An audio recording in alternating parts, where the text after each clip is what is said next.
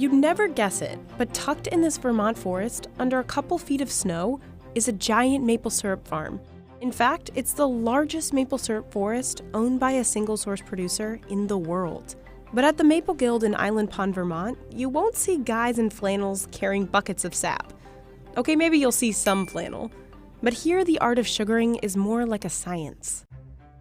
I think a lot of people look at maple syrup and they think of table syrup, they think of corn syrup, they think of some of the more popular things that they see on their shelves, right? And that's not who we are or what we do. You can't create this in a lab.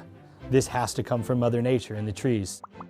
3 Jersey boys founded the Maple Guild in 2013, and by 2015, they'd tapped their first maple tree. So the company may be young, but it's not small. Today, it has almost 500,000 taps. That's roughly 133 times as many as the average sugar maker in Vermont. And all those taps are on 24,000 acres of land. In the world of sugaring, that size forest is unheard of. So how exactly does the Maple Guild produce syrup on a macro scale? Well, it all starts with the trees. These are sugar maple trees, and the Maple Guild has 460,000 of them, spanning across the Northeast Kingdom of Vermont and into Canada. Starting in December each year, crews spend 2 months putting plastic taps into each one of these trees by hand. The same tree can be tapped for decades. Next year we reuse everything, and we tap 8 inches high or low and 8 inches over so that we never harm a tree. It always allows it to heal. The sugaring season usually runs from February to April, but that's completely dependent on the weather forecast. Obviously, when the weather cooperates and when Mother Nature gives us sap to pull, and that's when the temperature is above freezing during the day and below freezing at night, that's when the sap runs. When the sap is running, it's extracted either through vacuum tubing or gravity. 6,000 miles of plastic tubing carry the sap from the trees to pump stations. These are called reverse osmosis houses. This is where the sap is collected and the water in the sap is filtered out, leaving a high sugar content concentrate. Sap has 2% sugar, concentrate has 20% sugar. So what we're doing in the reverse osmosis process is we're pulling water out of the sap and concentrating the maple syrup into another solution. Because so much water is removed during this process, it takes about 44 gallons of sap to make just 1 gallon of maple syrup. That sugar concentrate is loaded up into trucks and brought to the sugar house, where it's finally turned into maple syrup. In traditional sugaring techniques, turning sap into syrup means boiling it over direct heat, so the water evaporates. But the Maple Guild pioneered a new method that speeds up the process. It's called steam crafting. Instead of boiling the sap, it's steam heated at a lower temperature using coils. With this system, the Maple Guild can make 55 gallons of maple syrup in just 90 seconds.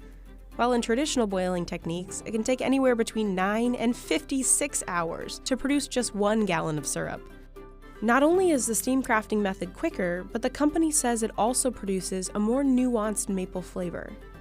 Because sap can go bad quickly, it has to be transported to the sugar house within 3 hours of being tapped, and usually within 6 hours, it will become that golden maple syrup.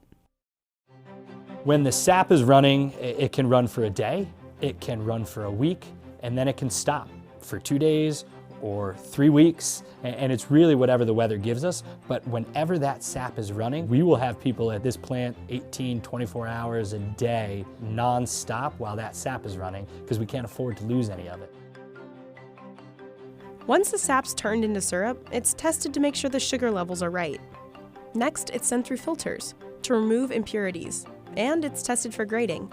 The lighter the color of syrup, the higher the grade. Because the Maple Guild syrup has a short cooking time, it's lighter in color, giving it a consistent grade A golden rating. The golden syrup is then pumped into stainless steel barrels, where it's stored until it's time to be bottled up. Each bottle is filled, capped, cleaned, and labeled by hand here. The company expects to fill over 1 million bottles this year. The Maple Guild is vertically integrated, meaning it owns every step of this process, from tree to table. The maple industry has been stagnant for decades upon decades upon decades. It's all small farmers doing their own thing on their own property, selling to the big agglomerators, and those guys making syrup, mostly private label, some branded, and selling it out to the industry until we came along. And we're a vertically integrated, we own the trees right through the manufacturing, very capital intensive, which is probably the barriers to entry for anybody else to do this. In the last 5 years, the maple syrup industry has undergone somewhat of a revolution, and at the forefront are companies like the Maple Guild. Canada has historically dominated this market, producing 70% of the world's maple syrup. And while it still owns a top spot, the US is gaining ground. United States production has doubled in the last decade, rising from 1.9 million gallons produced in 2008 to 4.16 million in 2018. And leading the charge is Vermont. Dubbed the maple syrup capital of the US, the tiny state produces 40% of the maple syrup in the entire United States. In fact, Vermont's production has grown 254% since 2000. So the market was set for a large-scale production, but no one in the Vermont maple industry had taken on the unconventional sugaring model. Until the Maple Guild.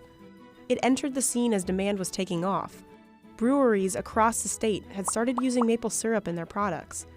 Overseas interest in pure maple syrup had spiked, and Americans on a health food kick were turning to maple syrup as a natural alternative to refined sugar. And the Maple Guild is still riding that wave, selling branded products across 50 states, and infusing its syrups with flavors like coffee, pumpkin spice, and bourbon. You got original, vanilla, bourbon, coffee, and salted caramel. It smells like the woods, which is where it came from. It tastes like sugar. I'm in. And while it all depends on what Mother Nature gives them, the Maple Guild does have an annual production goal. Our goals are 150 to 200,000 gallons of maple syrup we'd be okay with. The company's not only bottling it up as syrup, but using it in about 17 other maple-based products. First, there's the maple butter. Maple syrup is cooked down and then poured into this mixer until it becomes a luscious cream. That stuff is cooked and jarred by hand and then hits the assembly line to be capped and labeled.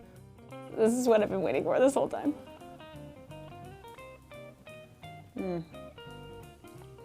It's like icing.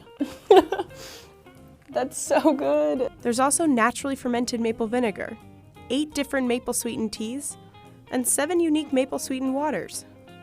The Maple Guild hopes that by introducing maple into as many categories as possible, it can show the versatility of the product and bring attention to where the golden syrup comes from, here in a Vermont forest. Next up for the Maple Guild, kombucha, a kefir drinking water, and nitro coffee, all made from and sweetened by pure Vermont maple syrup.